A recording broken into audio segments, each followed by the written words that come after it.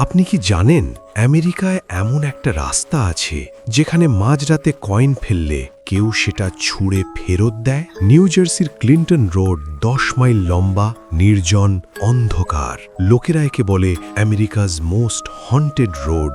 ডেডম্যানস কার্ভের কাছে একটা ব্রিজ আছে। এখানে ডুবে মারা গিয়েছিল এক ছোট ছেলে। মাঝরাতে পানিতে কয়েন ফেললে সেই ঘোস্ট নাকি কয়েনটা ফিরিয়ে দেয়। অনেক ড্রাইভার বলে রাতে হঠাৎ পিছনে দেখা যায় একটা ভুতুড়ে ট্রাক তাড়া করতে করতে শেষ মুহূর্তে হাওয়া।